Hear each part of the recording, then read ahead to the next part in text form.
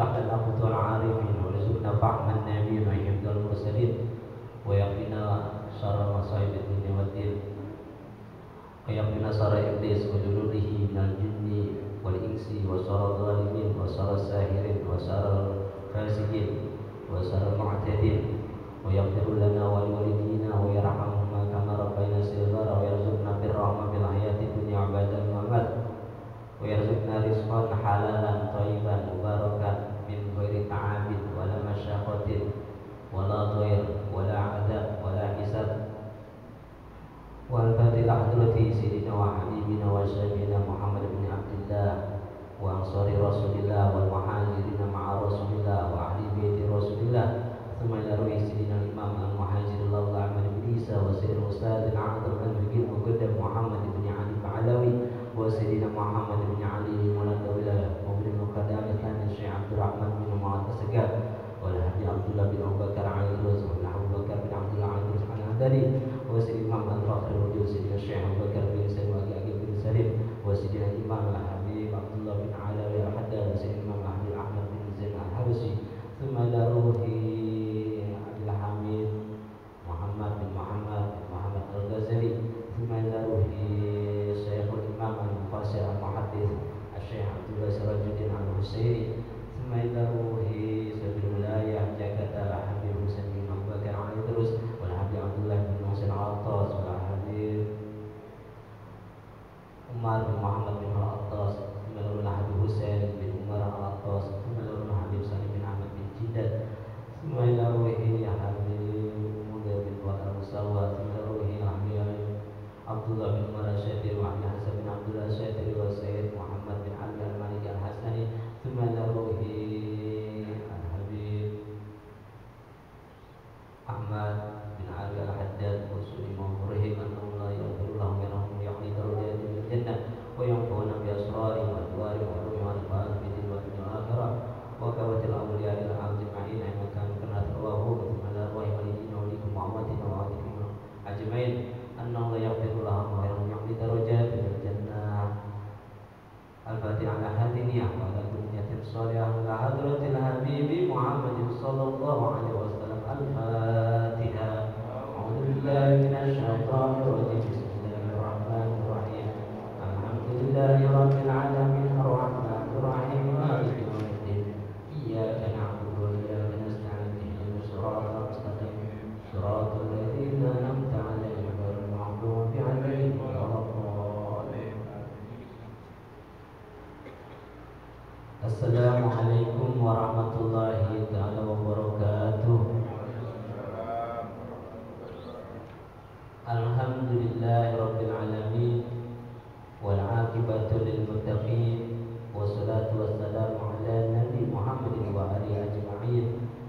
Rabbi shrah li sadri wa yassir li amri wahlul 'uqdatam min lisani yafqahu qawli wasaddid lisani wahdi qalbi bi jahi nabiyika Muhammadin sallallahu alaihi wasallam.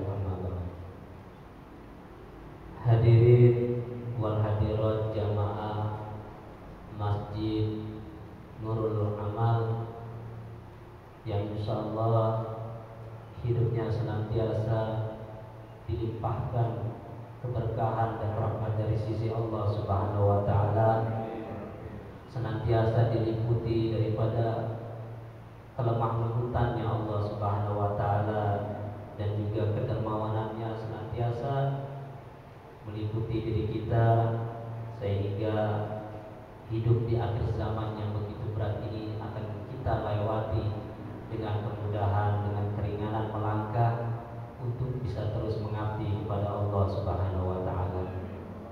Dan yang sama-sama kita hormati wabil khusus Ustaz Ilyas, semoga Allah Subhanahu wa taala panjangkan umur beliau, berikan sehat wal afiat dan terus mendatangkan manfaat buat umat dan juga mengabdikan hidupnya untuk agama Allah Subhanahu wa taala. Kepada orang tua saya di sini semua, saya mohon maaf karena masih muda, ya bukan mengajari, bukan menggurui, tapi kita berbagi pengetahuan yang memberikan. Alhamdulillah Allah Subhanahu wa taala masih memberikan kesempatan kepada kita. Nikmat-nikmatnya kita diberikan kemudahan untuk mensyukurinya.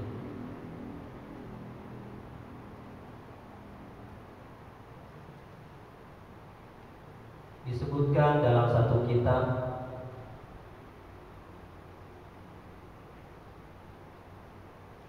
yang bagi lil insan ayat ta'allama minatihi khamsata asya. Yang patut bagi seseorang, dia itu harus belajar dari sosok ayam jago itu 5 perkara.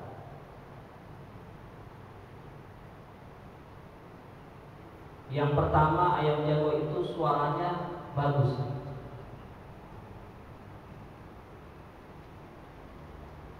Kenapa bisa bagus? Kalau orang mengerti pasti mengatakan bagus suaranya ayam jago.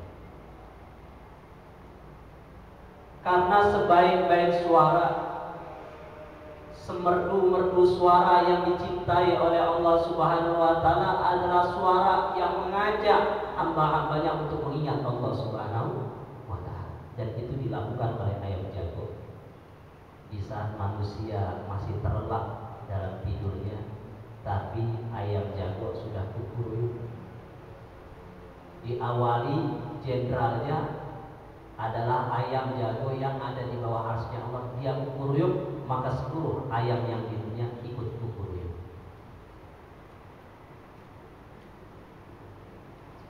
Dan kalau mau tahu, kukuruyuknya ayam jago itu bukan kukuruyuk biasa.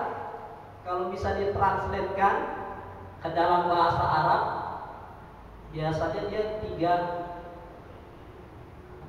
tempo. Kukuruyuk.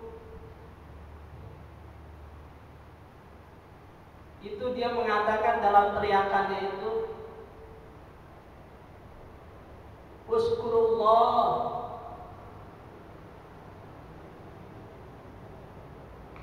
bersyukurlah kalian kepada Allah, fabisukri tadumul ni'am, karena dengan bersyukur nikmat-nikmat yang Allah berikan akan tetap lestari.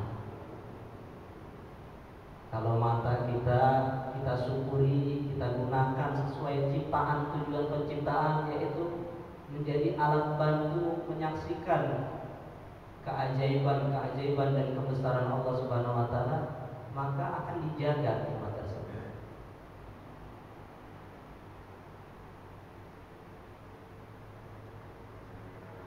Dalam sebuah hadis Nabi SAW, setelah Rasulullah berdoa, Allahumma inni as'aluka al-afwa wal afiyah fid dini wa dunya wal akhirah, Rasulullah melanjutkan lagi,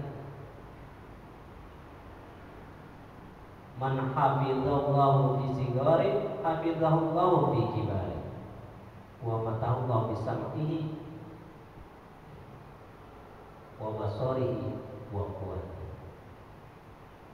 Barang siapa yang dari semenjak kecil dirinya selalu menjaga hukum-hukum Allah Subhanahu wa taala, selalu menjaga ketaatan kepada Allah Subhanahu wa taala, maka buahnya adalah Allah akan menjaga orang tersebut ketika dia sudah lanjut usia. Dan tidak hanya itu, Allah akan terus berikan kenikmatan. Sam'ihi, pendengarannya masih cakep. Wa basarihi, penglihatannya masih cakep.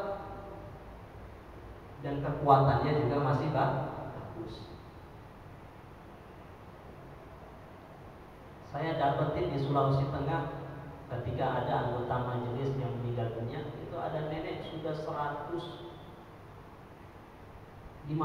tahun umur. Itu pendengarannya masih cakep, bahkan Al-Quran tulisan kecil dia masih bisa baca. Ketika ditanya sama Habib Soleh, rahasianya apa nenek? Dia bilang, perbagus syahadat dan sholat 5 waktu tidak pernah ditinggal. Maksudnya ibadah kepada Allah Subhanahu wa taala. Sehingga di dalam kitab Dawaul Qulub disebutkan, dikisahkan ada seorang ulama yang usianya sampai 120 tahun. Maka dia melompat dengan lompatan yang begitu keras sampai orang-orang takjub. Umur sekarang umur 70-80 tahun suruh lompat, nggak usah jauh-jauh, ukuran 1 meter saja lompat.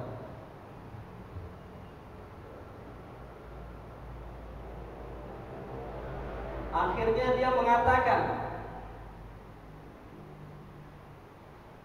ini adalah anggota tubuh kami yang semenjak kecil kami menjaganya untuk selalu taat kepada Allah Subhanahu wa taala. Fahafidhanallahu fi kibarina. Maka Allah jaga jasad kami, anggota tubuh kami ketika kami sudah lanjut usia. Tapi kalau kita masa muda kita habiskan untuk bermaksiat kepada Allah Subhanahu wa taala, maka Allah juga akan abaikan kondisi nasib kita ketika sudah lanjut usia. Sampai ada orang sudah lanjut usia, keluarganya sudah tidak peduli sama dia dan dia harus mengemis terus di jalan. Maka para ulama katakan itu orang yang dulu ketika masa mudanya dia mengabaikan hak-hak Allah Subhanahu wa taala, sehingga Allah pun mengabaikan nasibnya ketika di akhir usia. Mudah-mudahan alhamdulillah kita berkumpul seperti ini adalah nikmat dari Allah Subhanahu wa taala. Untuk bersyukur atas nikmat hidup kita, nikmat nafasnya kita, dan lain-lain sebagainya.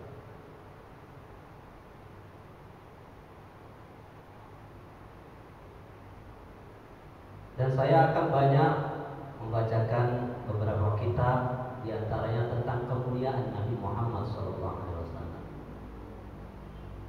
Kemunduran umat Islam sekarang ini, jauhnya mereka dari Islam karena mereka belum benar-benar mengenal Nabi Muhammad SAW.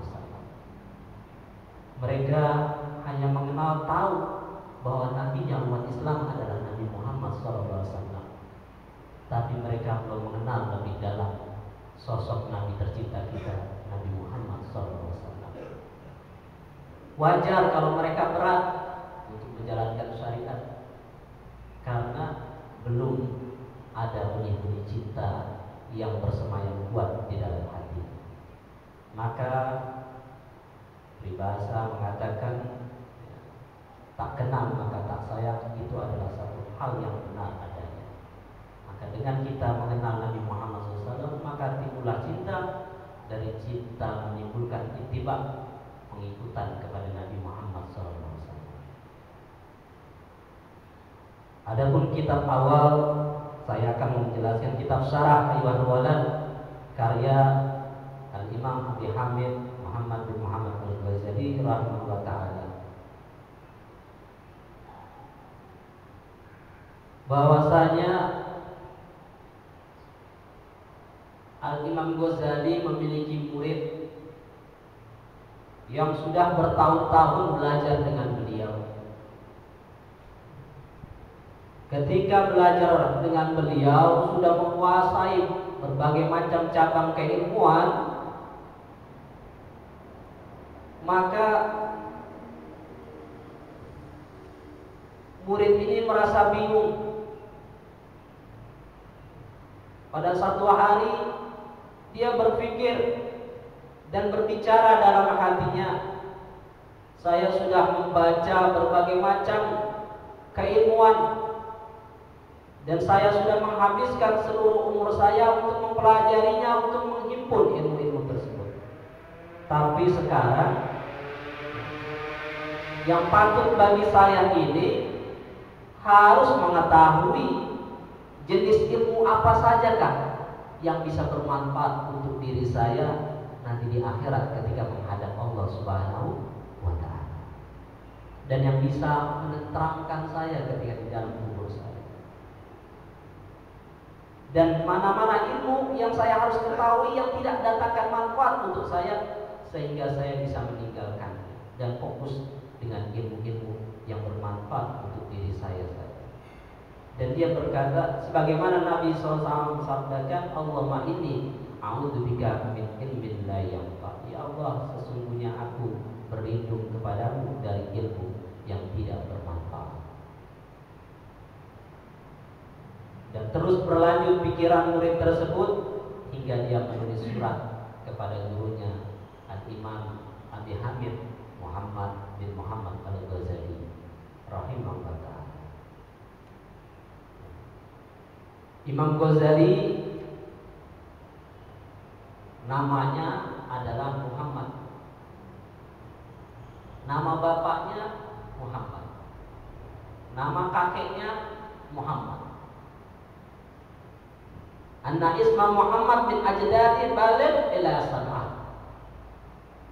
Jadi namanya Imam Ghazali, nama anjitnya, kakek-kakeknya itu sampai ke 7 ke atas itu semuanya Muhammad. Jadi Muhammad bin Muhammad bin Muhammad bin Muhammad bin Muhammad bin Muhammad bin Muhammad, semuanya Muhammad. Kenapa? Ada apa di balik pemberian nama Muhammad? Jadi dapat ilmu insyaallah. Tapi kita tidak bisa buat umum juga orang awam dengan fadilah-fadilah yang akan disebutkan ini.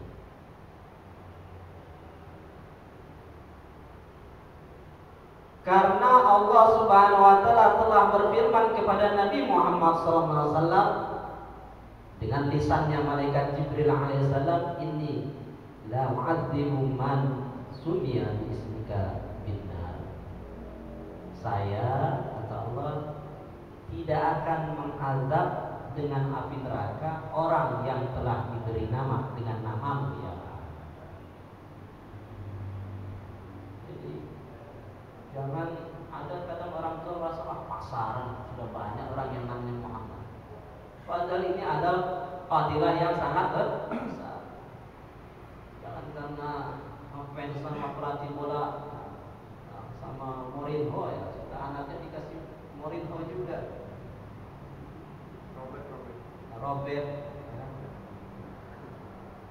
Ada di Sulawesi ini nyata ya. Namanya Fir'aun.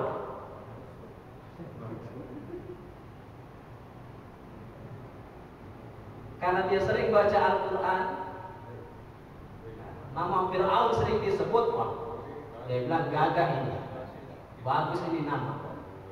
Dia kasih nama karena gak pernah ngaji dan gak ngerti, gak pernah baca terjemahan Al-Quran, dikasih nama itu Fir'aun. Nanti ada ulama yang dengar anaknya dipanggil Fir'aun, cakep betul kamu punya nama anak kamu ini. Siapa yang kasih nama? Saya, Bib. Saya baca di Al-Quran nama ini disebut-sebut terus, Bib. Saya kasih nama Fir'aun. Komil tahu itu Fir'aun apa? Bahasa Sulawesi. Komil, kamu tahu? Ya. Fir'aun itu siapa? Itu raja yang kafir. Astagfirullah.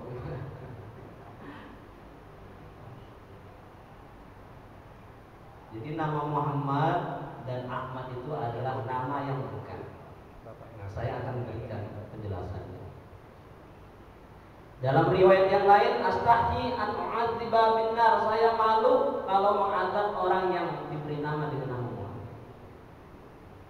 Ini akhlaknya Allah Subhanahu wa taala. Contoh, kalau Allah mencintai sesuatu, jujur dengan kecintaan yang berbau, beraroma tentang kekasihnya, dia akan menjaga, dia akan menghargai, dia akan menghormati.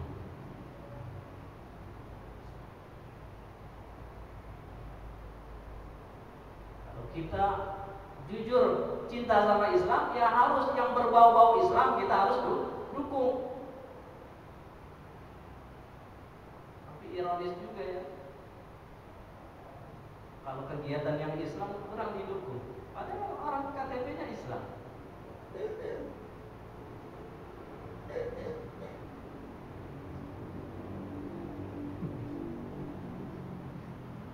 Dan juga riwayat hadis Anas radhiyallahu anhu disebutkan ada dua orang hamba yang dihadapkan baina yaday Allah Ta'ala, di hadapan Allah Subhanahu wa taala. Fayaqulu bihima ilal jannah, maka Allah perintahkan kepada dua hamba itu supaya masuk ke dalam jannah. Fayaqulan, maka dua hamba ini bicara sama Allah Subhanahu wa taala, wahai Tuhan kami, dengan apa saya ini dijadikan penghuni jannah? Walam na'mal amalan, sedangkan kami ini merasa belum mengerjakan amalan yang layak kami ini masuk ke dalam jannah. Maka Allah Subhanahu wa taala berfirman, masuklah kalian berdua ke dalam jannah. Fa ini azamtu ala nafsi alla udkhilan nar man ismu Ahmad wa Muhammad. Ya. Karena saya sudah berjanji atas diri saya, kata Allah, saya tidak akan masukin ke dalam neraka orang yang punya nama Muhammad dan Ahmad. Dan Allah Subhanahu wa taala memiliki malaikat yang setiap hari saya yakin dia berkeliling cari rumah-rumah yang di dalam rumah itu ada yang namanya Ahmad dan Muhammad. Kalau malaikat rahmat yang masuk, dia pasti bawa berkah, bawa kebaikan, kelapangan, hatinya penghuni rumah akan jadi luas, dan akan banyak kebaikannya. Wa ba'uda syaitan, dan setan juga akan jauh. Ini karena sebab ada di rumah yang namanya Ahmad dan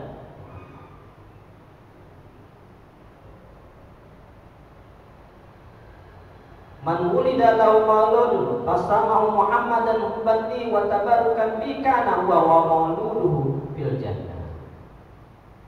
Barang siapa dilahirkan baginya seorang bayi laki-laki, kemudian diberikan nama dengan nama Muhammad, bukan sekedar memberikan nama, tapi karena semata-mata cinta kepada saya dan mengambil berkah dengan nama saya, maka bapaknya dan bayi yang diberikan nama Muhammad fil jannah, kelak dia akan berada di dalam jannah.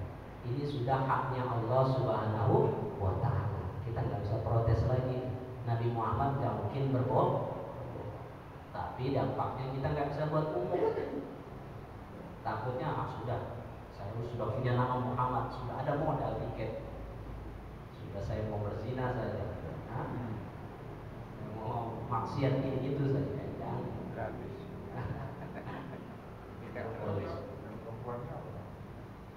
Perempuan, oh iya, perempuan bagaimana itu? Kalau perempuan itu diusahakan diberikan nama-nama yang mana pernah tercetak ada dari kalangan wali ataupun seorang wanita yang punya jasa besar dalam Islam. Karena nanti itu ada babnya syafaat. Ada orang yang malaikat sudah gemas melempar dia ke dalam neraka. Allah dengan sifat rahimnya ditanya dulu. Ya Jibril tanya dulu dia, pernahkah dia duduk bersama ulama ketika di dunia? Ditanya, enggak pernah. Tanya lagi Jibril, pernahkah dia membaca kitabnya ulama? Enggak pernah. Tanya lagi Jibril, pernahkah dia makan bersama para ulama? Enggak pernah. Wahai Jibril, tanya namanya apakah sama dengan nama-namanya ulama? Nah, ini sahabat. Jadi memberikan nama, kayak saya Abu Hanifah, ada imamnya, Imam Abu Hanifah. Ini bisa jadi siapa? Sedangkan Syekh Abdul Qadir Al-Jilani, ya, ini ada orang disiksa dalam kuburnya. Syekh Abdul Qadir Al-Jilani lewat mendengar ini ahli kubur disiksa. Akhirnya karena yang bersamaan dengan Syekh Abdul Qadir adalah berteman dengan penghuni kubur itu, akhirnya minta tolong ya Syekh Abdul Qadir, doakan dia supaya Allah selamatkan dia dari siksa kubur. Akhirnya ditanya, dulu dia pernah belajar sama saya nggak? Langsung, nggak pernah ya. Dia baca kitab saya nggak? pernah. Terus dengan sebab apa? Orang biasanya harus ada ikatan dulu, harus ada sambungan baru bisa baku membantu. Harus ada take and give-nya. Kita juga begitu kan? Ya karena dulu ya, karena stain hubungan, ada hamdul bin Allah, ada hubungan sama Allah baru akan turun itu bantuan. Apa yang kita minta akan dikabulkan, apa yang kita butuhkan akan dikabulkan. Akhirnya ketika dijelaskan ini itu, ya, ternyata belum memenuhi syarat. Tapi ini temannya ini ingat, oh iya Syekh, dulu waktu rombongan Syekh Abdul Qadir lewat perkampungan kami, ini si Fulan sebetulnya pengen ketemu dengan Syekh, tapi dia tidak sempat karena ramainya orang. Begitu dia melewati keramaian tersebut, dia dapati engkau sudah jauh meninggalkan kampung kami, dan dia sempat melihat debu-debu pijakan kaki dari kuda. Kata Syekh Abdul Qadir Al-Jilani, dengan sebab debu yang kudaku menginjakkan debu tersebut, aku mohonkan kepada Allah Subhanahu wa taala agar Allah berkenan mengangkat azab kubur dari si Fulan. Jadi ada hak syafaatnya para nabi, para malaikat, ya, para wali, para ulama, mereka bisa memberikan pertolongan kepada orang-orang yang Allah dengan izin supaya memberikan pertolongan. Maka perbanyaklah kita ketika di dunia berteman dengan orang-orang mukmin yang siapa tahu mereka yang selamat, mereka yang menarik kita ketika kita berada di dalam kehinaan dan kesusahan di akhirat.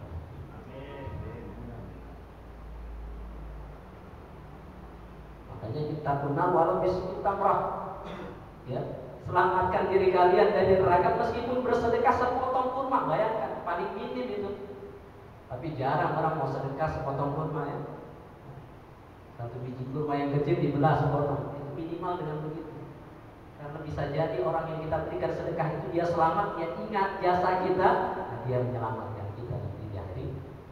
Makanya para ulama, mereka kalau mau baku bisa, mereka berpelukan dan baku bisik di telinga mereka.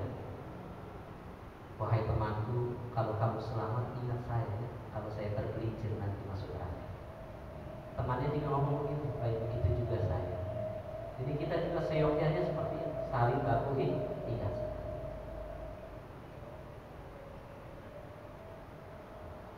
Dan barang siapa dilahirkan baginya 3 putra, tapi tidak satu pun di antara mereka diberikan nama Muhammad, faqad jabani, maka sungguh dia telah mengecewakan saya, kata Rasul. Karena seolah-olah sosok nama Muhammad itu tidak suatu hal yang penting dalam hidup. Makanya guru-guru kami selalu memberikan teladan seperti itu. Anak pertama pasti dikasih nama Muhammad. Terserahlah mau tambahnya apa saja. Kalau sudah terlanjur namanya Tukimin, bisa berubah Muhammad Tukimin, tidak apa. Itu dapatkan supaya orang tua itu tidak dituntut nanti yaumul qiyamah, karena nama hukumnya wajib, haknya anak yang wajib ditunaikan. Kalau nggak diberi nama yang baik, maka itu anak akan menuntut. Dan nama itu pengaruh. Di dalam kitab Majmu' Kalam Habib Ahmad bin Umar bin Smith, ada orang diberikan nama Harqah. Akhirnya apa? Ketika meninggal dunia, sababnya adalah terbakar. Karena Harqah artinya terbakar. Jadi nama itu berpengaruh, ada nasibnya, ya, maksudnya ada bagiannya. Makanya kita dengan memberikan nama yang baik, kita berharap dapat bagiannya supaya ini anak ikut juga menjadi baik. Ya memang tidak cukup juga hanya memberikan nama terus nggak dididik, salah juga. Ada anak dikasih nama Muhammad Soleh, laporan terus pusing kampungnya. Muhammad Kori. Itu Muhammad Soleh yang mencuri. Nah, iya saya Soleh. Muhammad Suri korupsi. Muhammad Soleh korupsi. Gak apa-apa kan dia Soleh. Soleh ada. Tidak cukup dengan memberikan nama Muhammad Soleh, tapi harus dididik. Ini ada amalan penting di dalam kitab Al-Fawaid Al-Mukhtarah di Saring Tariqil Akhirah yang dikarang oleh Al-Habib Ali bin Hasan Baharun, pimpinan Pondok Pesantren Darul Lughah wa Dakwah Bangun Pasuruan, Jawa Timur. Beliau ketika belajar dengan Sayyidina Al-Faqih Al-Habib Zain bin Ibrahim bin Smith di kota Madinah Al-Munawwarah, hasil belajarnya terbukukan dalam kitab ini. Nah, disebutkan waqala waqtum telah berkata sebagian ulama, in aradta lisabiyin naf'an, jikalau kamu menginginkan bagi seorang anak itu menjadi manfaat buat agama dunia akhiratnya, maka ada tipsnya yang diberikan oleh ulama-ulama terdahulu, yaitu apa? Falbaru sab'an wasyahidu sab'an wasuratul badri salatan wal yadu min fawqi ra'si yatimul maqsad. Maka tangan ditaruh di atas kepala anak tersebut, bacakan albar 7 kali. Albar, albar, albar, albar, albar, albar, albar. Terus asyahid, asyahid, asyahid, asyahid, asyahid, asyahid, asyahid 7 kali. Dan surat Al-Qadar inna anzalnahu fi lailatul qadar sampai selesai dibaca 3 kali. Ya timbul maksud. Insyaallah akan sempurna tujuannya, berharap anaknya jadi manfaat. Jadi albar 7 kali artinya yang berbakti, anak berbakti. Asyahid supaya anak ini kelak matinya mati syahid. Maksudnya mati di jalan yang diridhai oleh Allah, bukan berperang ya. Jangan syahid diidentikan berperang, tidak. Maksudnya dia menuntut ilmu, melakukan hal-hal yang baik, itu mati syahid. Dan juga surat Al-Qadar dibaca 3 kali, seperangkat itu dibaca. Sering-sering saja dibaca. Insya Allah anaknya akan dijadikan manfaat agama dunia akhirat. Biar kita sukses, harta benda banyak, jabatan tinggi, kalau anak tidak bawa berkah, cuma bikin pusing, hari-hari masuk penjara, direhabilitasi, tetap tidak akan bahagia. Dan juga kalau bayi lahir, bacakan di telinganya habis diadzankan, iqamatkan, bacakan surat Al-Qadar sambil pegang kepala. Karena waqad warada telah disebutkan, siapa yang baca seperti itu lam yasdi fi umuri abada. Anak yang kita bacakan begitu tidak akan berzina seumur hidup. Apalagi zaman sekarang ini seks bebas itu. Di daerah Sulawesi Utara itu prihatin. Pernah saya mau cari jodoh di sana. Wah, sini banyak Pak Ustaz. Carikan ya yang masih terjaga. Murid-murid bilang, aduh susah Ustaz. Rata-rata sudah buka segel di sini. Wah, itu segelan semua. Karena di sini Ustaz, kalau orang pacaran belum menyetubuhinya, itu belum disebut laki-laki. Belum sempurna. Jadi prihatin. Di Jakarta sendiri ya sudah prihatin. Lembaga survei sudah menyelidiki anak-anak sekolah, bahkan SD sudah banyak yang tidak pernah. Makanya kita harus menjaga. Kadang kita lebih menjaga sapinya, kambingnya keliaran, motor kadang sudah digembok, sudah macam-macam penjagaan diperbuat. Kalau urusan masalah materi dunia, tapi anaknya keluar rumah sampai malam-malam jam 12 malam, dia tidak jaga, seolah-olah harta dunianya itu lebih berharga dibandingkan anak. Padahal menjaga anak perempuan, ulama bilang lebih baik ngurus 10 kambing daripada ngurus 1 anak perempuan. Karena berat ya, nanti saya kasih amalannya supaya kita pergi ke kantor, anak kita sekolah apa semuanya dijaga oleh Allah dari kemungkaran. Nanti ada amalan Asmaul Husna yang khusus untuk amalan tersebut. Maka dibalaslah oleh Imam Ghazali dalam surat tersebut dengan mengatakan, ketahuilah wahai putraku, Ini salah satu bentuk rasa sayang seorang guru kepada muridnya. Dipanggil, ya, "I'lam ayyuhal walad," ketahuilah wahai putra. Ya memang guru itu adalah orang tua. Orang tua kita ada 3. Pertama, orang tua yang melahirkan kita. Kedua, orang tua yang mana kita menikahi putrinya, maksudnya mertua. Yang ketiga adalah man alamakan, yang mengajarkan kamu ilmu agama. Wa huwa afdaluhum. Dan orang tua yang mengajarkan ilmu agama adalah yang paling afdal di antara seluruh orang tua yang disebutkan pertama. Karena orang tua kandung hanya menyelamatkan api dunia, tapi guru menyelamatkan api akhirat. Akhirnya Imam Ghazali mengatakan, "Wahai putraku yang tercinta, yang mulia, semoga Allah panjangkan umurmu untuk taat kepada Allah Subhanahu wa taala dan menempuh jalan-jalan yang dicintai oleh Allah Subhanahu wa taala." Sebetulnya nasihat-nasihat itu sudah tersebar. Yang ditulis itu, nasihat-nasihat itu sudah banyak, yang berasal sumbernya daripada risalahnya Nabi Muhammad SAW. Maka sebetulnya nasihat saya itu gak perlu, cukup nasihat-nasihatnya Nabi Muhammad SAW itu sudah jadi hal yang menuntun diri kamu. Tapi kalau kamu memang benar-benar mau nasihat, maka dikatakan inilah nasihat-nasihat daripada Rasulullah SAW yang penting bagi umat ini, yaitu alamatu i'radillahi ta'ala 'anil 'abdi istighalu bima la ya'ni. Tanda Allah Ta'ala berpaling dari seorang hamba, yang mana Allah menyibukkan hamba tersebut dengan perbuatan kesibukan yang gak ada manfaatnya. Gak ada manfaat urusan agama, dunia, akhirat. Itu tandanya Allah lagi jauh sama kita.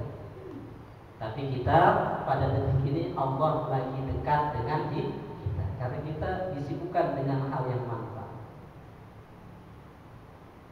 Dan sesungguhnya seseorang berlalu satu waktu dari umurnya di dalam sesuatu yang tidak sesuai diciptakan oleh Allah, yaitu tidak dipergunakan untuk beribadah, satu waktu itu lewat begitu saja, jadirun ayatullah alaihi asrah, maka penyesalan orang tersebut akan begitu panjang, akan dirasakan. Wa man jawaza al-arba'ina wa lam yaghlib khairahu 'ala syarri falyatajahaz bilan-nar. Barang siapa melampaui usia 40 tahun tapi kebaikannya tidak bisa mengalahkan keburukannya, begitu ditimbang, begitu diperiksa amal baiknya kalah sama jumlah amal buruknya, maka Nabi bilang falyatajahaz bilan-nar, maka persiapkanlah diri Anda satu tempat untuk masuk ke dalam nerakanya Allah Subhanahu wa taala. Kalau kita timbang 40 tahun, kalau balik umur 15 tahun, paling umum 15 tahun maksimal orang balik wajib menjalankan syariat, berarti sisa berapa tahun? 25 tahun.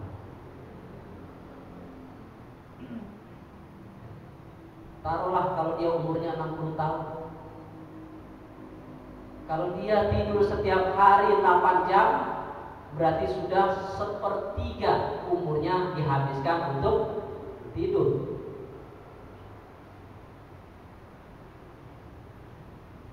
Karena 8 jam sama dengan 1/3 hari. Berarti 1/3 kali 60 tahun, berarti 20 tahun habis hanya untuk tidur saja.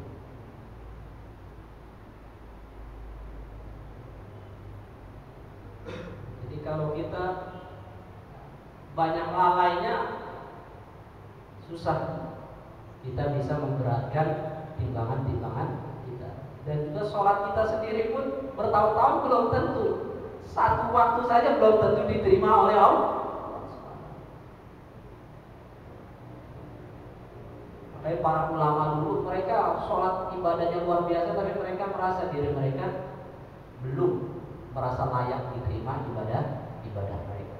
Tapi kalau kita baru rokaatain di jawabul lain, 2 rakaat di tengah malam, pagi-paginya seolah-olah cuma dia yang ibadah. Itu beda. Kalau ulama dulu melihat amalan ibadah sebesar gunung, dia lihat hanya sebesar nyamuk. Tapi orang-orang yang terperdaya, mereka amalan segede nyamuk, dia pandang sebesar gunung. Tidak ada merasa ujub, merasa bangga.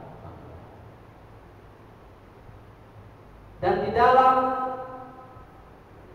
maqalahnya Al-Habib Abdullah bin Alawi Al-Haddad mengatakan, "Idza balagha al-'abdu 40 sanah wa 'ada fikruhu fid dunya." Barang siapa apabila seorang hamba mencapai usia 40 tahun, wa 'ada fikruhu fid dunya, sedangkan pikirannya masih mikirin dunia terus, akhirat dilupakan, masih sibuk urusan dunia, akhirat nggak jadi pikiran buat dia.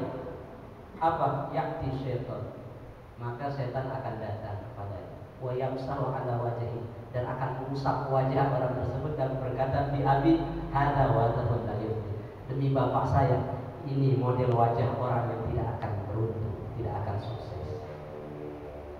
Jadi tolak ukurnya manusia adalah umur 40 tahun. Makanya sebelum masuk 40 tahun itu sudah harus diperbagus semuanya. Karena kematangan seseorang itu pada saat usia 40 tahun. Makanya ulama-ulama ahli hikmah banyak menasihati kepada murid-muridnya, sebelum umur 40 tahun usahakan kamu sudah punya rumah sendiri. Karena kamu akan datang suatu masa anak kamu itu tidak lagi butuh uang jajan 1.000-2.000 rupiah lagi, tapi umur kamu sudah semakin bertambah. Kalau umur 40 tahun ke atas, rumah masih kontrak, memang agak berat dengan biaya hidup. Sedangkan kekufuran itu, kemiskinan, kefakiran lebih dekat kepada kekufuran. Apalagi di akhir zaman ini, tarikan untuk menarik iman kita lebih kuat. Yang berikutnya adalah mengenal Nabi Muhammad SAW. Allah yang perintahkan kita untuk mengenal kepada Nabi Muhammad SAW. Karena dengan mengenal timbullah kasih sayang, dengan sayang menimbulkan pengikutan, dengan mengikuti Nabi Muhammad maka hadirlah kecintaan Allah Subhanahu wa taala dan juga ampunan dari Allah Subhanahu wa taala. Qul in kuntum tuhibbunallah fattabi'uni yuhibbukumullah wa yaghfir lakum dzunubakum. Katakanlah ya Habibi Muhammad kepada umatku, wahai umatku, jika kalian benar-benar cinta kepada Allah, maka ikutilah saya. Kalau kalian ikuti saya, maka Allah akan selalu cinta kepada kalian dan akan mengampuni dosa-dosa kalian.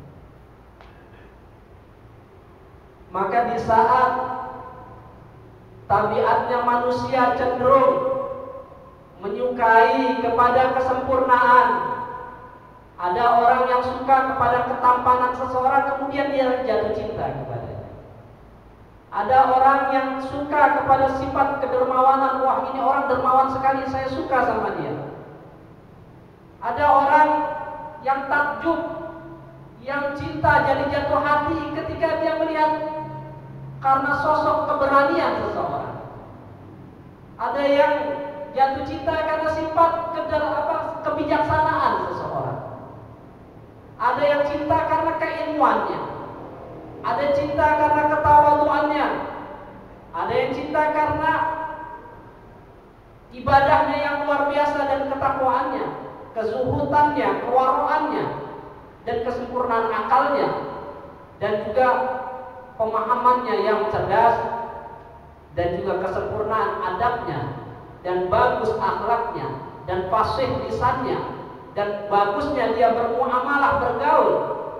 Dan juga ada orang mengukur kecintaannya itu karena sebab banyaknya kebaktian dan kebaikan ataupun karena sebab sifat kasih sayang dari orang tersebut. Kalau orang karena sebab-sebab itu dia jatuh cinta kepada sesuatu, maka Allah sudah menjadikan komplit pada diri Nabi Muhammad SAW dari ujung rambut sampai ujung kaki, baik lahir maupun batiniah Nabi Muhammad SAW adalah semuanya sempurna. Kalau bisa memberikan satu aib saja yang ada pada Nabi Muhammad SAW, maka siap ya, turunan ya, satu dunia dikasih deh buat dia, karena dia tidak akan bisa mencari satu aib pun ada pada diri Nabi Muhammad SAW. Sehingga orang tidak ada alasan lagi untuk mengidolakan artis, mengidolakan yang lain-lainnya, karena semua sudah ada pada diri Nabi Muhammad SAW. Bahkan kesempurnaan tersebut melebihi daripada kesempurnaan para nabi dan rasul yang lain. Di antaranya apa? Para nabi dan rasul memiliki mukjizat yang menunjukkan daripada kebenaran kenabian dan kerasulan mereka. Bahkan tercatat mukjizat Nabi sallallahu alaihi wasallam itu sampai lebih dari 1000 mukjizat. Dan tidaklah Allah memberikan mukjizat kepada nabi-nabi terdahulu, melainkan Nabi Muhammad SAW diberikan mukjizat yang lebih agung dibandingkan mukjizat nabi-nabi terdahulu. Saya kasih contoh-contoh. Setiap nabi membawa bayinah, bukti atas kenabian mereka. Jikalau Nabi Ibrahim alaihissalam membawa bukti kenabiannya, kerasulannya, yang mana termasuk mukjizatnya beliau menghancurkan berhala-berhala umatnya bil paksi, dengan menggunakan kampak, dihancurkan berhala-berhala kecil, kemudian berhala yang paling besar dibiarkan tidak dihancurkan, tapi kampak itu diikat, dikalungkan di lehernya berhala yang paling besar. Karena Nabi Ibrahim sudah berjanji dalam surat As-Saffat dalam surat Al-Anbiya ayat 57, wa tallahi aqidanna asnamakum ba'da an tuwallu mudbirin. Demi Allah, saya akan berencana menghancurkan berhala-berhala mereka ketika mereka keluar dari kampung mereka. Jadi kebiasaannya umatnya Nabi Ibrahim alaihissalam dalam 1 tahun itu ada 1 hari yang mereka berhari raya, bersenang-senang, minuman keras, menari dan lain sebagainya, keluar dari kampung mereka. Nah, itu kesempatan Nabi Ibrahim alaihissalam menghancurkan berhala-berhala tersebut. Kemudian setelah dihancurkan, yang kecil, yang besar disisakan, datanglah umatnya mengamuk, siapa yang berani menghancurkan Tuhan-Tuhan ya kami. Akhirnya ada yang melapor, oh kalau nggak salah ada pemuda yang namanya Ibrahim, dia pernah mengancam akan menghancurkan Tuhan-Tuhan kita. Akhirnya disidang. Karena itu bukti kenabian, kerasulan dan kecerdasannya para nabi. Logikanya apa yang mau dijadikan hujah? Ketika disidang, Nabi Ibrahim bilang, yang menghancurkan berhala-berhala ini adalah Tuhan kami yang paling besar. Itu buktinya ada kampak di leher. Akhirnya umatnya bilang, Nabi Ibrahim bilang, kamu tanya coba sama dia, karena dia yang melihat kejadian waktu di TKP, dia yang melihat. Kamu tanya saja sama dia kalau nggak percaya. Umatnya bilang, nggak mungkin dia bisa bicara. Nah, di situ masuk. Oh, jadi kenapa kamu menyembah Tuhan yang tidak bisa bicara? dan juga tidak bisa menyelamatkan dirinya sendiri, dihancurkan. Kalian sudah dalam kesesatan yang nah, di situ terbagi-bagi itu, ada yang beriman, ada yang mana iblis masuk di situ bermusyawarah, akhirnya mengembalikan kesesatan mereka.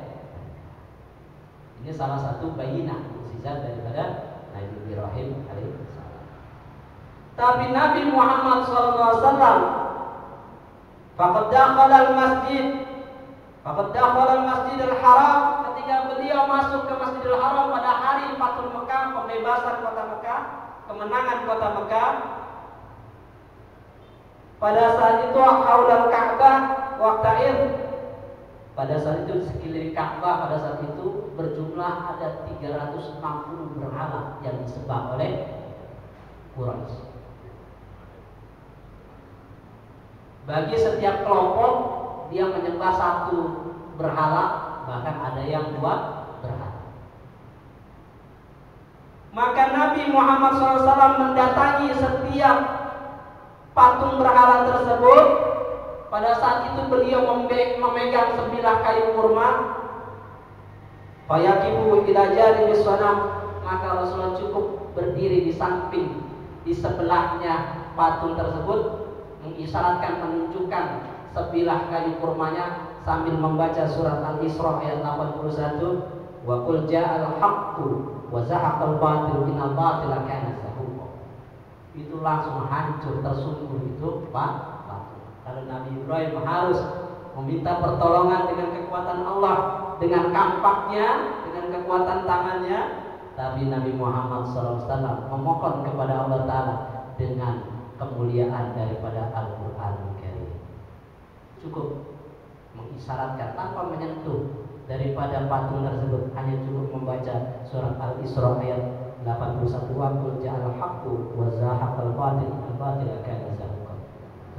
Dan katakanlah kebenaran itu telah datang dan melenyapkan daripada kebatilan, sesungguhnya kebatilan itu akan lenyap. Ini adalah salah satu mukjizat Nabi Muhammad SAW. Dan yang berikutnya lagi,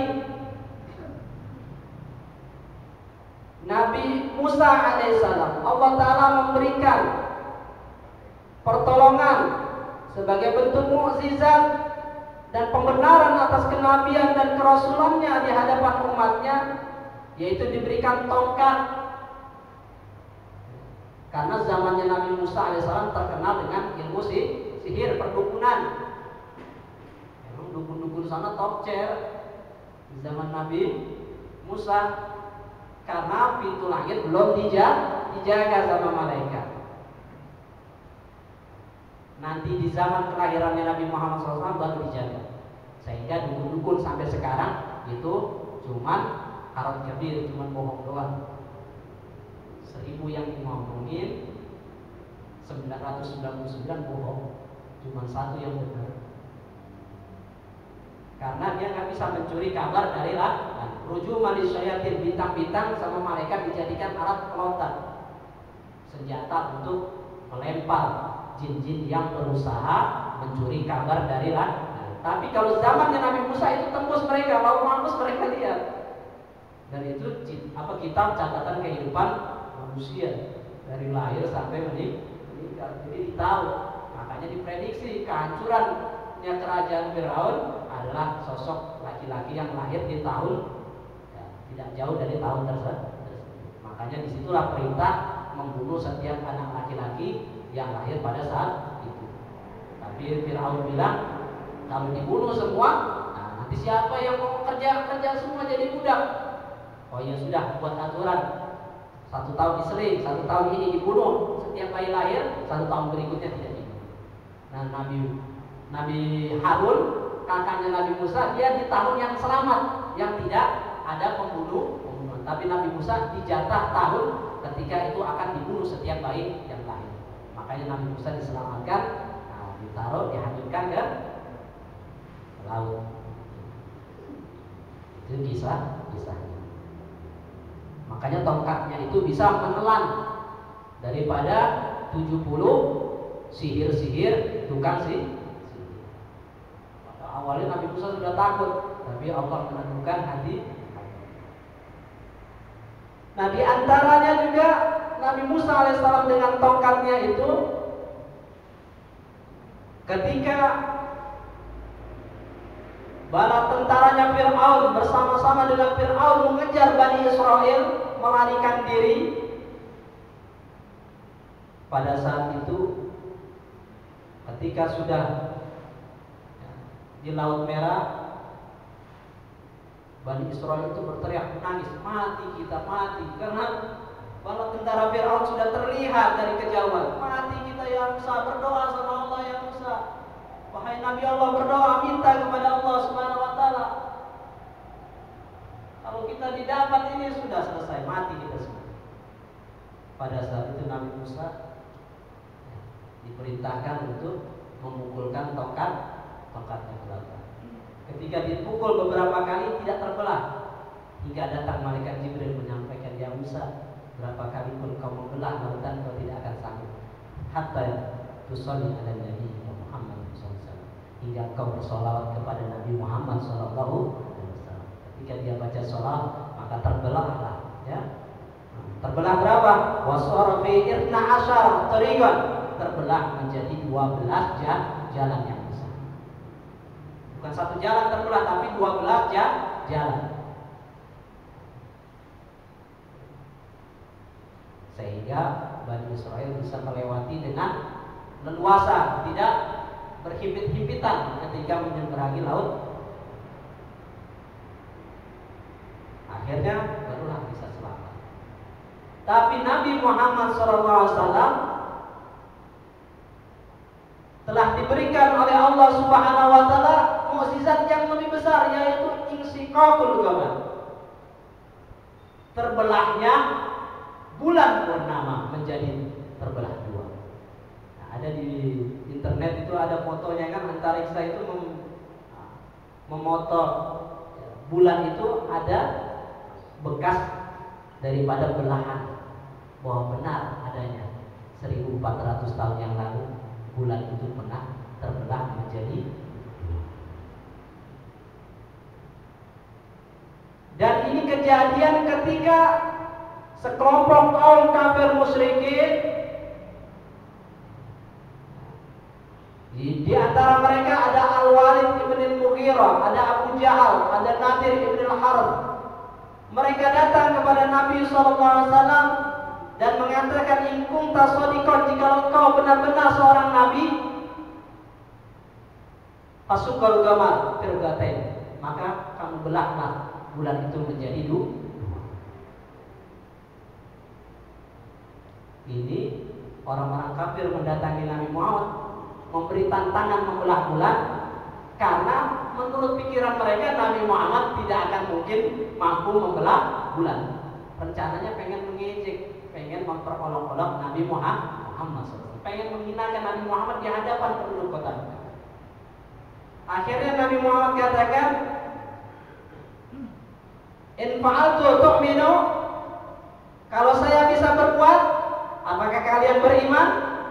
Mereka serempak bilang, na'am, ya, saya beriman. Maka bangkitlah Nabi Muhammad SAW dan para sahabat ada di sekeliling beliau. Dan pada saat itu adalah Lailatul Badar, pada malam purnama, sekitar yaitu pada malam tanggal 15 bulan Isra. Maka pada Allah Ta'ala maka berdoalah Nabi Muhammad SAW. Ketika Rasulullah berdoa, maka fansaqal qamar, maka bulan itu terbelah menjadi dua. Menjauh antara satu sisi dengan sisi yang lainnya berjauhan. Bukan terbelah tipis, tapi berjauhan. Muddatan min az-zaman, ya, beberapa waktu. Ya Allah alam, apakah itu 1 jam ataukah 1 menit, Allah. Tapi itu disaksikan lama oleh orang-orang pada saat itu. Maka dengan mata kepala mereka penduduk kota Mekah melihat kejadian itu. Wa man kana kharij Makkah, orang-orang yang di luar kota Mekah, baik yang dekat maupun jauh, mereka menyaksikan itu semua.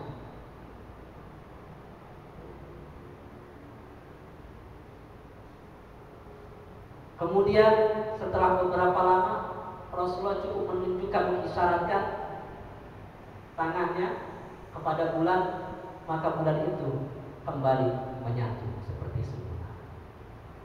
Pada saat itu berimanlah sebagian kaum musyrikin yang menyaksikan hal tersebut, dan sebagiannya juga masih tidak percaya dengan Nabi Muhammad SAW dengan mengatakan saharana Muhammad. Muhammad telah menyihir mata kita, karena Nabi Muhammad kan dikatain sebagai tukang sihir, orang gila, tukang sihir, kesurupan jin dan lain sebagainya. Makanya kalau ustaz-ustaz dihina, difitnah, itu sudah jadi sarapan para penyeru pada kebaikan. Makanya Ustaz Ilyas ya harus tahan uji Ustaz. Itu sudah jalan hidupnya para ulama.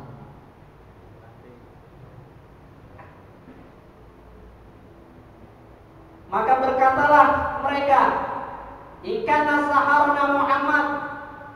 Ini yang beriman bilang, jikalau Muhammad telah menyihir kita, fa innahu la yastati ayya sahara nas, maka Muhammad tidak akan mampu menyihir seluruh manusia yang ada di bumi. Karena ilmu sihir biasanya bekerja dalam satu wilayah saja. Kalau Muhammad menyihir, pasti orang di luar Mekah tidak akan melihat kejadian. Hanya kita saja yang di Mekah. Akhirnya sepakat, kalian tanyalah para musafir yang berpergian berdagang, kalau mereka pulang ke Mekah, kita tanya mereka. Jikalau mereka melihat sebagaimana yang kalian lihat, maka Muhammad SAW, dia orang yang benar.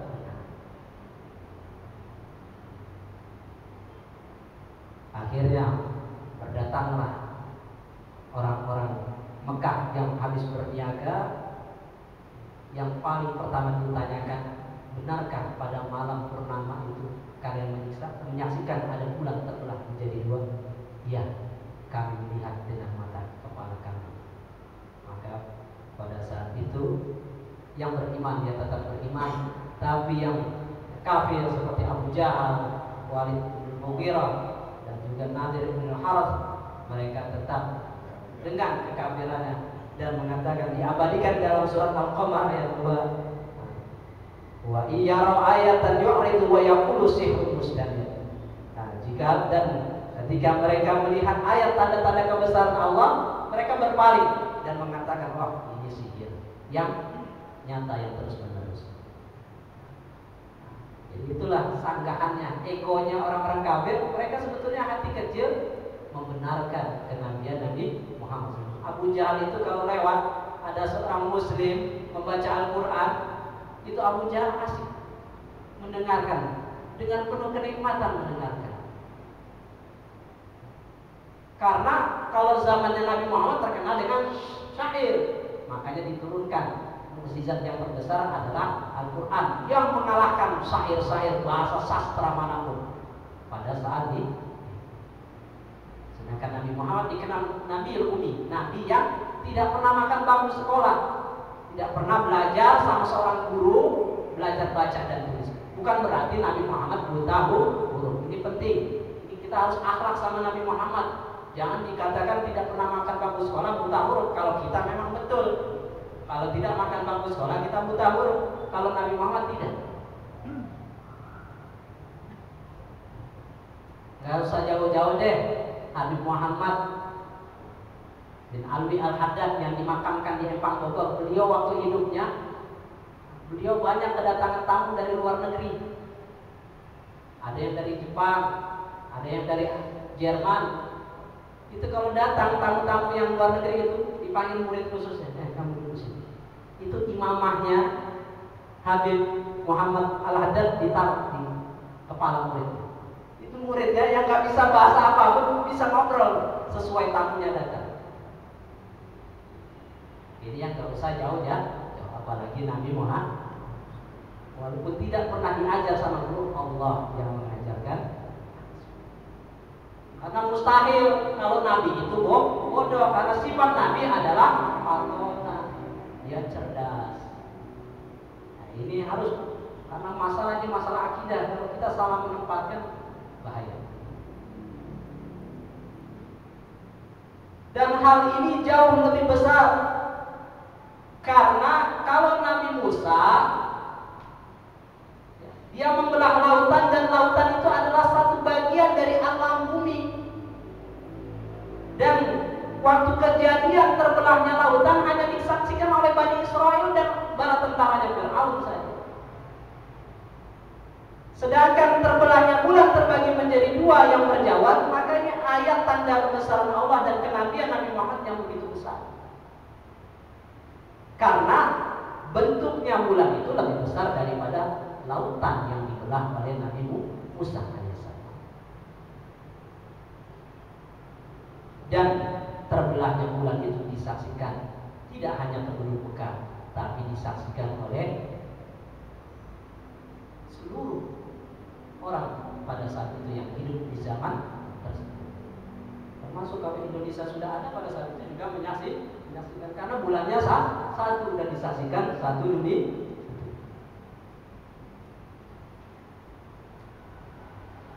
Yang berikutnya di zaman Nabi Isa alaihissalam terkenal dengan pertabibannya, dengan obat mengobati orang.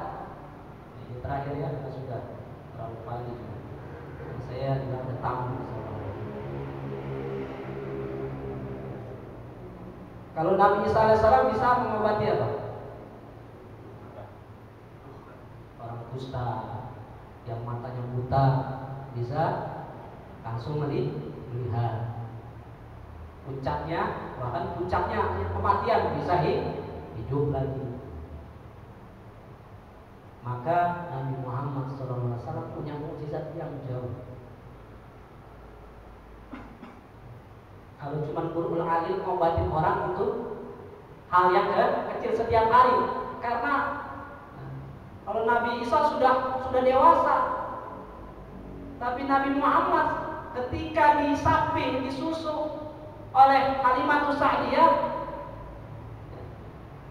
Bani Sa'ad itu ketika mereka sakit, mereka datang kepada Halimah dan cukup tangan Nabi Muhammad SAW disentuhkan kepada yang sakit, seketika itu juga sembuh.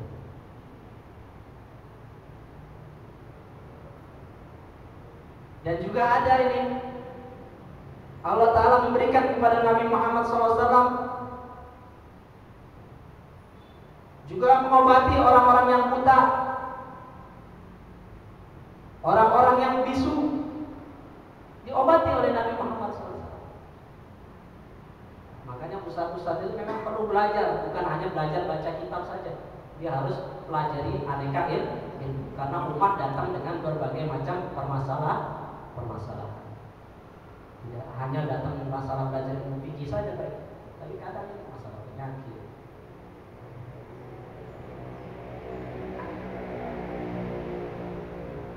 Bahasanya orang Betawi, palu gada, apa lu minta gua ada. Nah, itu harus ada.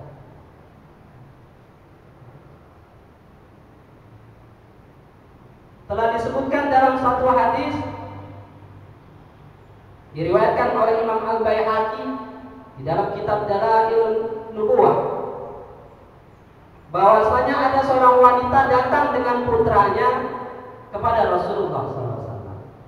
Anaknya ini sudah bisa bergerak, sudah bisa jalan. Maka dia berkata, "Ya Rasulullah, inna bani hadza lam yatakallam mundurin." Wahai Rasulullah, anak saya ini, putra saya ini, semenjak dilahirkan dia belum pernah bisa bicara. Maka Rasulullah SAW berkata, "Adni, wahai ibu, kamu dekatkan putramu." Maka ibu itu mendekatkan putranya kepada Nabi Muhammad SAW. Kemudian Nabi SAW nggak dikasih resep obat, nggak diterapi ini itu, tidak. Tapi Rasulullah pada saat itu cuma mengatakan, "Man anak," ngomong sama itu anak kecil, "Man anak, siapa saya?" Langsung dengan spontan, dengan lancarnya anak yang nggak bisa ngomong itu mengatakan, "Anta Rasulullah, kau adalah utusan Allah." Wa min tilka syahada fatallah alaih babarkan. Maka semenjak anak itu bersaksi atas kerasulan Nabi Muhammad SAW, maka Allah membuka atas anak tersebut pintu bisa berbicara. Allahumma sholli wa sallim.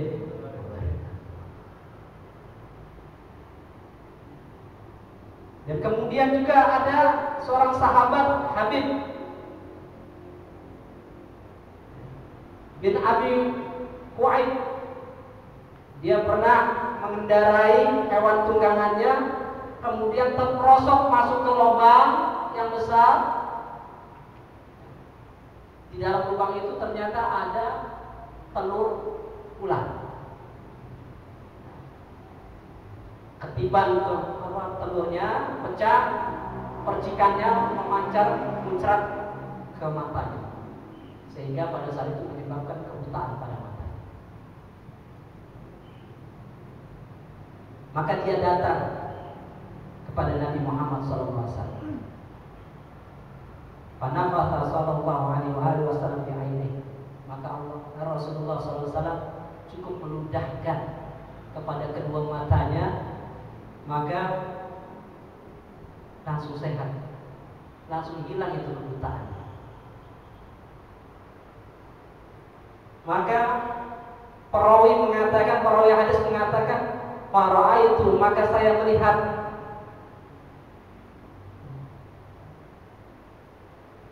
sahabat yang mengalami hal tersebut yang sudah disembuhkan oleh Rasulullah.